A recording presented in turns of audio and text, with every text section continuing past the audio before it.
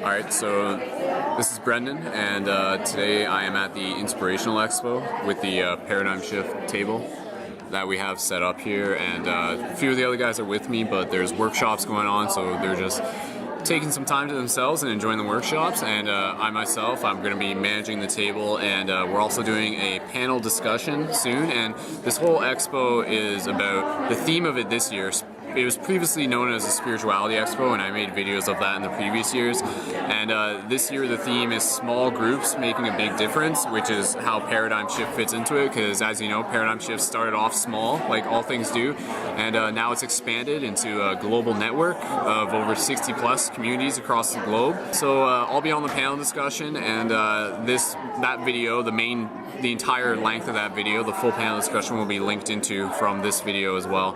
And other than that, I think I'm probably not going to be filming too much else, just because I'd enjoy to be in the moment here and to be able to dedicate my attention towards talking to the people who come up to the table and ask us questions about what Paradigm Shift is, so that we can tell them more about it and invite them out to our meetings that we have. And also another extra thing that I'm doing, since the demographic here is youth and up until people who are obviously alive. So what I also have is my 55 plus yoga and meditation class that I teach at the Boys and Girls Club here in London. If anybody watching this happens to be interested, it's every Tuesday at 12:30, $2, and followed by a open-minded discussion and meditation group. So check that out if you are interested, and hopefully I'll be able to promote that today and bring mindfulness into our community of London through a variety of ways. So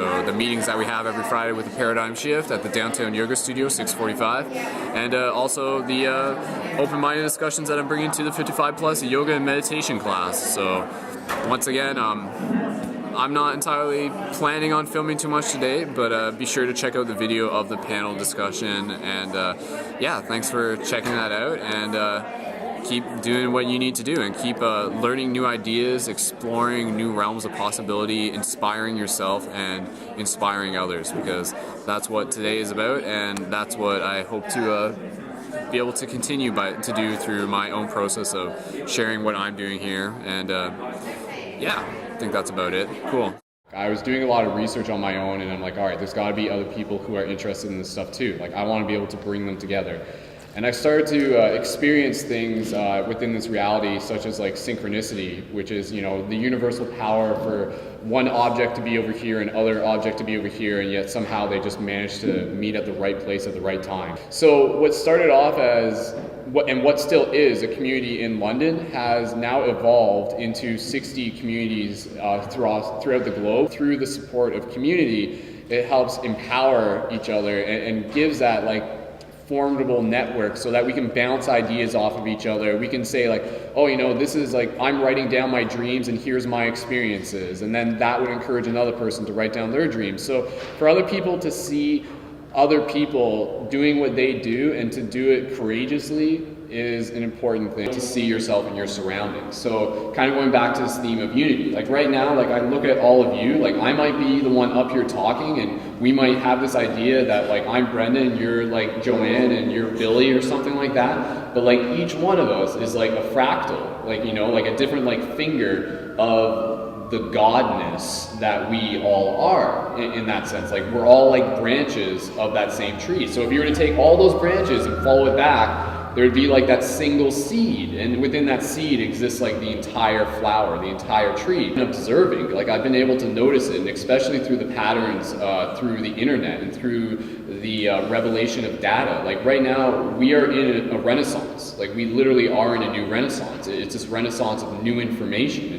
It's old information, but it's coming back up to the surface. And for the first time in eons, knowledge that was once specific to the mystery schools that would get you killed if you talked about it is now openly being talked about within a community. So what do we do with it? December 21st, there might have been a lot of hype to it, but I had been saying consistently that all right, December 23rd, or 2013, like that's when the real work begins, because once we pass that date, like there's no more excuses. A lot of people might have been looking at that date and said like, all right, you know, like it's the be all end all, maybe something will happen, maybe this will like solve my problems or whatever. But now that we've passed that, we have to take responsibility for everything that happens beyond this point, with the understanding that we have a lot of potential to do so. So like a big part of like this whole shifting of the paradigm is this process of connecting the dots and understanding how they connect. So even being able to understand like something like how can studying dreams help me understand more about creating my own reality? Well, you can understand that you can create reality within your dreams, and then you get into this idea of dreams being something that takes place on like a higher dimension, a more etheric plane, and then this reality is just a more dense plane. But in the same way that if you're in a dream and you're like, I want an apple, and an apple appears in your hand, thoughts create instantaneously.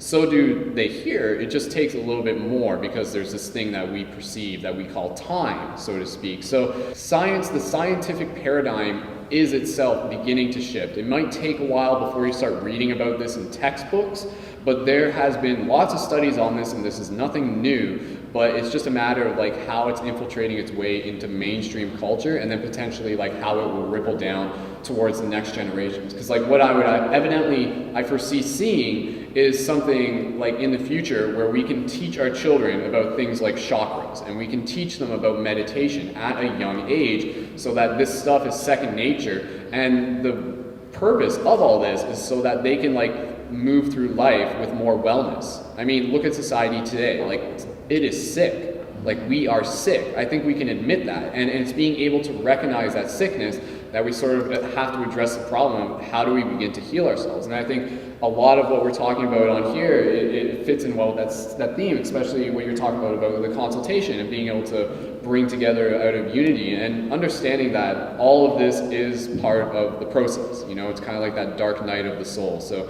again, there's a lot to talk about, but yeah, I just wanted to mention the idea that understanding that we create our own reality is a fundamental key to this whole thing that's happening here. So one idea is not one person's alone, right?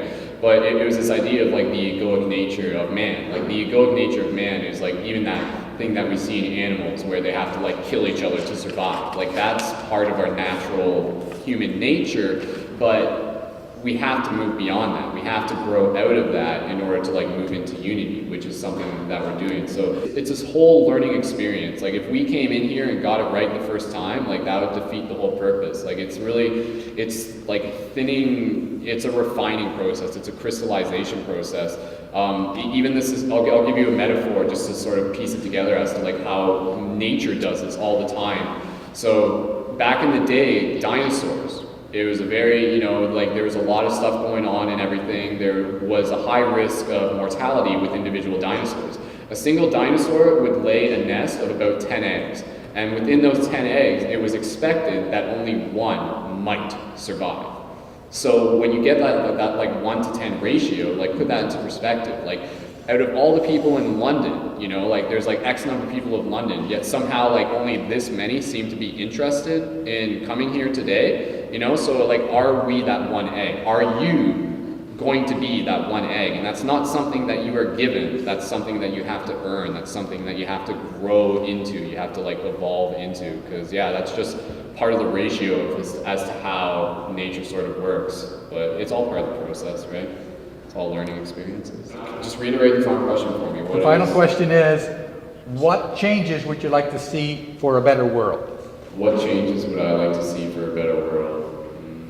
You got 1 minute. I think kind of what you said, I think a big process has to do with listening. It has to do with moving from our mind into our heart, this idea that these organs, like our heart is not just this thing that pumps blood, like it actually has like a thinking, there's like neurons in the heart. So I mean, our heart thinks, we can feel with our heart. So moving into a place of empathy and being able to understand a person and being able to listen to them with the intent to understand rather than the intent to react. And again, going back to this whole theme of unity, understanding that like, in Lakesh Alaken, like I am another you, like namaste, the light within me sees the light within you, and understanding that if you can help a person open up, you're helping yourself as well. And if you're there to genuinely listen, then it's gonna just like help you learn, because every experience that is experienced by the individual is like added to the collective. So embrace other people's experiences and continue to have your own, and just do it with an open heart, and you'll get to where you need to be. So. Thank you.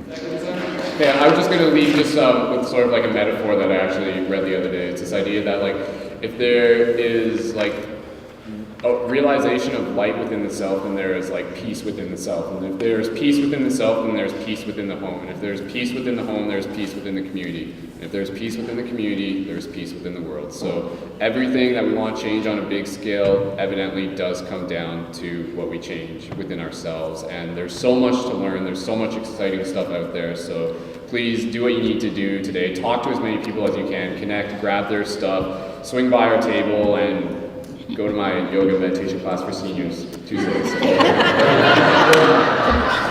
So with that, I'd love to thank the committee, the Inspirational Committee, for coming up with this wonderful panel. I certainly like to express my thanks to the panel for coming forward and sharing yourself with us to inspire the community.